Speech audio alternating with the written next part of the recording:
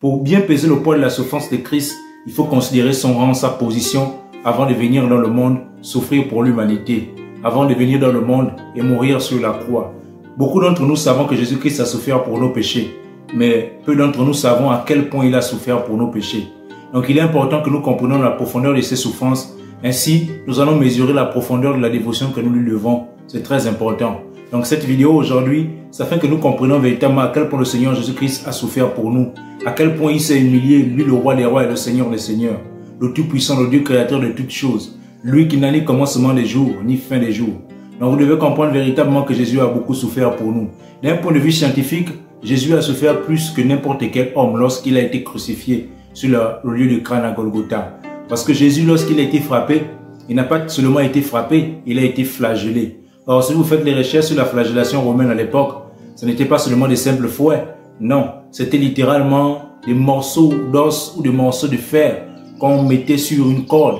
Et à chaque fois qu'on fouettait le prisonnier, on fouettait le détenu ou le présumé coupable, ça l'enlevait de la chair et le sang. Donc on l'écorchait vivant.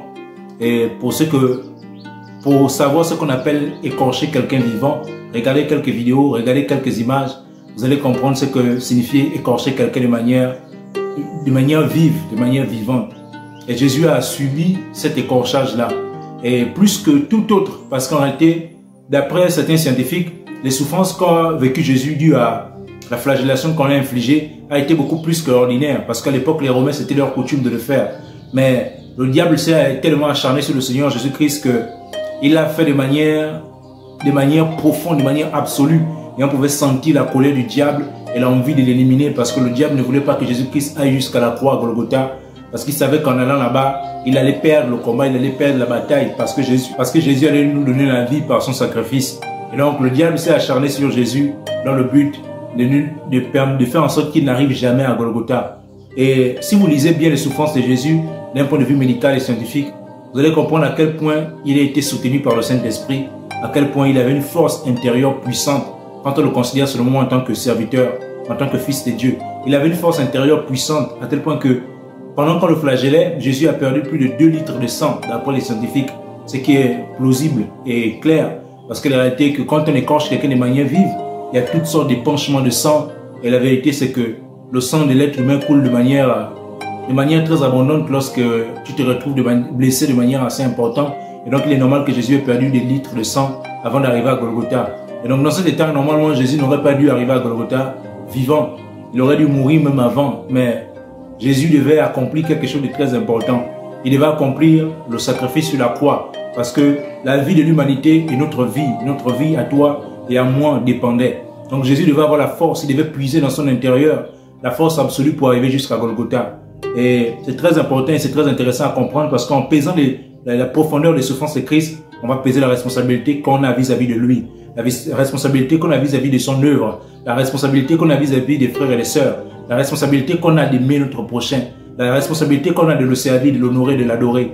Et ça va nous permettre d'être des meilleurs chrétiens parce qu'en pesant la souffrance de Christ, on va peser ce que nous sommes et ce que nous devons être pour lui. C'est très important ça. Et c'est pourquoi je voulais que nous comprenions cela à la lumière des Écritures, à la lumière même de l'histoire. Parce que l'histoire parfois permet de nous faire comprendre certaines choses, certains faits et de permettre à ce que nos yeux soient éclaircis encore plus dans certaines choses. Parce que c'est vrai que notre éclaircissement vient de la parole, mais parfois certains faits peuvent nous permettre de comprendre certaines choses de manière assez profonde. Et donc, soyez vraiment éclairés de plus en plus en profondeur quant aux souffrances du Seigneur Jésus-Christ, tout ce qu'il a subi pour nous, pour l'humanité, pour ses enfants, afin que nous ayons la vie éternelle. Et c'est très important parce que Jésus est Dieu manifesté en chair. Et quand on compare sa position en tant que Dieu aux souffrances qu'il a dû endurer, on comprend à quel point Dieu nous a aimés. C'est pourquoi l'Écriture dit que Christ a tant aimé le monde, ou disons Dieu a tant aimé le monde, qu'il a donné son Fils unique afin que quiconque croise en lui ne périsse point, mais qu'il ait la vie éternelle. Jean 3,16. C'est très important à comprendre. Donc, mesurons à quel point Jésus-Christ a souffert pour nous. Et d'après les scientifiques également, il devait avoir environ entre le lieu où Jésus a été flagellé et Golgotha, 500 mètres de distance. Donc vous imaginez quelqu'un qui a été flagellé, écorché vivant, et doit marcher pendant cette longue distance de 500 mètres, un véritable calvaire. Et en plus de cela, il doit porter une croix. Et vous imaginez bien qu'une croix qui pouvait porter le corps d'un homme n'était pas légère. Et donc Jésus a vraiment souffert. Avant même d'arriver à Golgotha, il avait déjà beaucoup souffert. Et là même, on compte à partir de la flagellation. Mais si on compte même du fait qu'il soit manifesté en chair, c'est déjà une souffrance en soi. Parce que selon Philippiens chapitre 2, à partir du verset 5, on dit qu'il s'est dépouillé lui-même. Il s'est dépouillé de sa gloire, de sa puissance, de son autorité. En prenant une forme de serviteur. Vous voyez à quel point c'était fort. Dieu a pris une forme de serviteur. Je vous assure que demander à un président de ce monde de s'humilier et de devenir serviteur pendant plus de 30 ans de sa vie, il ne va jamais accepter. Parce que pour lui, c'est impossible, c'est impensable, c'est inimaginable. Et là encore, il n'y a pas comparaison. Parce que ce sont des présidents, ce sont des rois terrestres. Mais lui, il est le roi céleste, créateur de l'univers, créateur de l'homme. Vous imaginez à quel point c'était un grand sacrifice. Le fait même de se manifester en chair, c'est un grand sacrifice que le Seigneur a opéré pour nous. Donc, il est important que nous mesurons ce que le Seigneur a fait pour nous et que nous appliquons notre dévotion à le servir, à le louer et l'adorer. Comprenons que cette vie ne sert à rien sans Dieu. Cette vie ne sert à rien sans Christ. Cette vie n'est que vanité des vanités, comme l'a dit l'Ecclésiaste. Pour nous les jeunes, parce qu'il nous arrive de raisonner en disant « Je suis encore jeune, j'ai le temps. Je peux encore m'amuser quand je serai vieux ou quand je serai assez âgé, je vais me rétracter et je vais pouvoir servir le Seigneur. » Mais nul ne sait si tu arriveras même à la vieillesse. Et même si tu arrivais à la vieillesse, le temps serait beaucoup trop court pour toi pour pouvoir t'exprimer et exprimer pleinement la reconnaissance que tu dois à notre Seigneur Jésus-Christ pour le sacrifice ultime qu'il a accompli. Donc il est important d'éviter de se tromper, éviter de s'égarer par les faux raisonnements tels que je suis encore jeune, car l'Ecclésiaste a dit crains Dieu et marche selon ses commandements, selon Ecclésiaste chapitre 11, Ecclésiaste chapitre 12 selon les versions.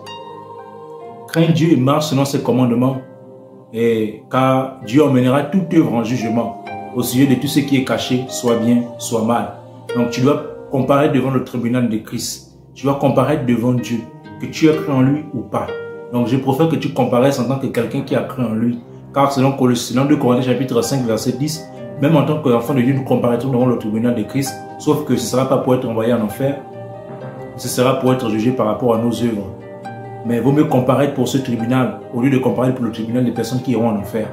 Donc c'est très important, c'est très bon à comprendre, parce que ça nous permettra vraiment d'affûter nos épées, affûter nos souliers, nos boucliers, pour pouvoir servir et lutter pour le Seigneur dans ce monde, pendant le temps de notre pèlerinage. Que Dieu vous bénisse abondamment et qu'il ouvre notre esprit quant aux véritables souffrances de Christ et qu'il nous permette de comprendre à quel point nous devons lui rendre gloire. Amen.